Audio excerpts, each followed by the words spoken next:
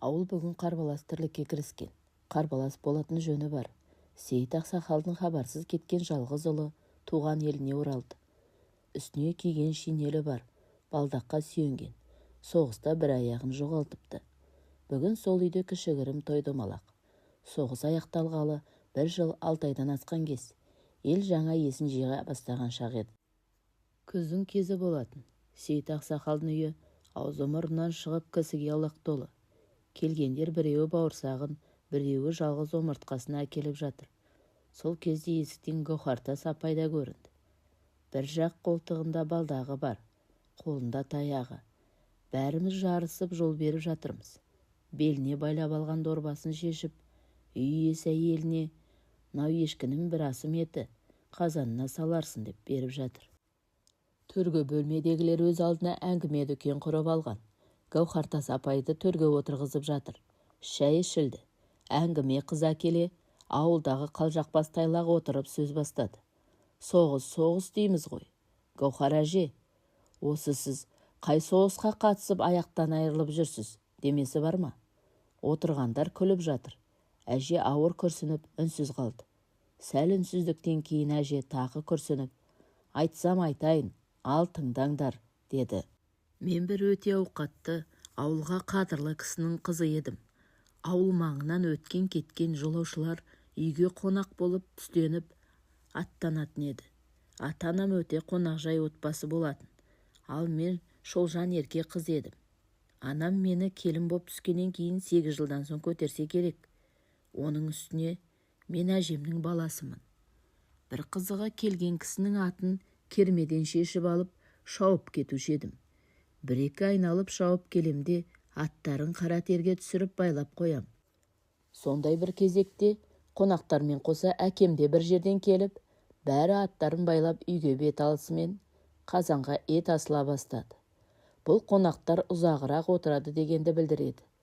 Әкемнің кермедегі жүйрік атын шешіп алып, мініп алып шаба жөнелдім. Құстай ұшып келем. Таудың етек жағында 5-6 түйе жүреді. Атымның басын солай қарай бұрдым.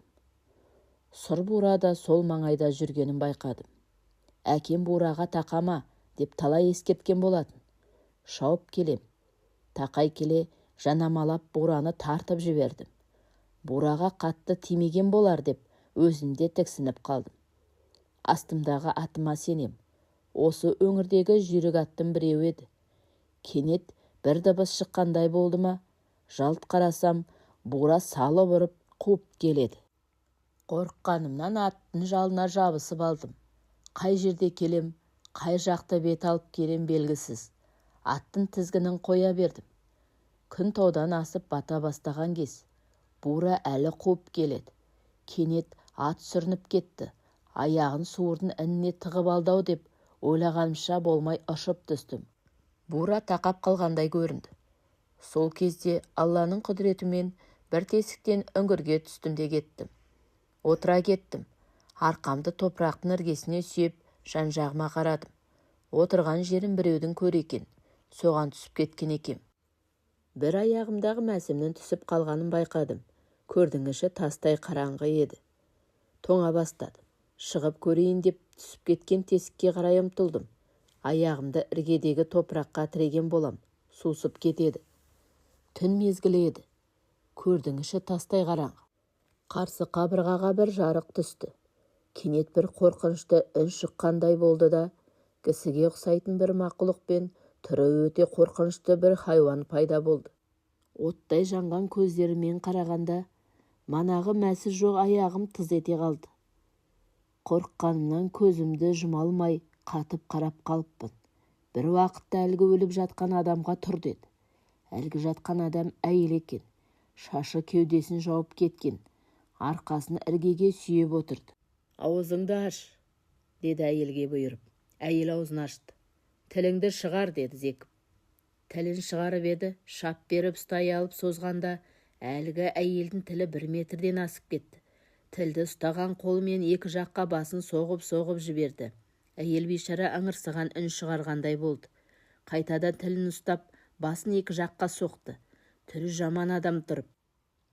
"Елді жамандайтын осы тілің ғой. Өсек айтатын осы тілің ғой, деп екі жаққа басын соғып жіберіп еді, әйел жан даусы шығып шыңғырып жіберді. Елді балағаттап тіл тигізетін адамның жазасы бұл, деп тілден орап ұстап алып, екі қабырғаға басын соққылай берді. Аяғым ауырып кеткендей болды. Екі қыбыжық соққыны тоқтатып жанағы келген жағына бұрылып жоқ болды. Есім ауып қалды ма, ұйықтап кеттім бе білмеймін. Адамдардың айқайлап мені шақырған дауыстары естілді. Көзімді ашып тесікке қарай ұмтылдым. Қым суысып кетті. Бірнеше қайталап, әйтеуір зорға шықтым-ау. Бура жоқ, қолым қан-қан, тырнақтарым сөгіліп кеткен ба, ол да ауырып барады. Ауыл қай жақта екенінде бағдарлай алмадым. Тұрып жүрмек болған едім, әлсіреп кеткендей болдым да, талықсып кетіппін. Көзімді ашсам, үйде жатырмын. Мені адамдар тауып алып келіпті. Емші табылмай, әкем көрші Өзбекстаннан адам жіберіп, емші алғызған екен. Мен сол жатқаннан 2,5 ай дегенде есімді жидым. Көзімді ашсам, шешем мен әкем қатты қуанғандарынан ба, мені құшақтап жылап жатыр. Мен де қанша жатқанымды білмеймін. Азан-қазан боп жылап жатырмыз. Бір уақытта табаным қышығандай болды. Ауырған аяғымды қозғамақ боп, көрпемді ашып қалған едім. О, сұмдық-ай! Қара санымнан шолтаң ете түскен аяқты көріп, талықсып кетсем керек. Шешемнің зарлаған үні алыстан құлағыма жетті. Сорлап қалған сорлымай, сорың қалың болған-ай, аман қалсаң құлыным, шыбын жаның сол олжа, деп зарлаған анамның даусынан көзімді аштым. Мен сөйтіп тірі қалыппын. Тәуіп аяқты кеспесе болмайды деп, әкемнен рұқсат сұрап, аяғымды кескен екен. Тәуіп менен қалай болғанын сұрап жатыр. Молаға қалай тап болғанымды бәрін баяндап бердім. Тыңдап отырған Тәуіп анда-санда күбірлеп Құран оқып қояды. Оны түсініп жатқан ешкім жоқ. Мені шықтап болып, Тәуіп, мен осы үйде жатып 2 ай сені емдедім. Тәуіп менің әкемді егімен нұсқап, мырзаның жомарттығымен бір Аллаға сенімнің арқасында Құранның күшімен сенің жаныңды кері қайтардық. Ал сенің тап болған молаң көрші ауылдағы Садық ақсақалдың шайпау келінінің моласы екен. Ол өз атасына тіл тигізген, күйеуін өгей баласындай қарғап сілеуші еді. Өте кесапатты әйел болған екен. Ол әйел қабір азабын тартып жатыр, деді молда. Содан бері мына балдақ менің серігім болып алған, деп Гаухартас апа сөзін аяқтады.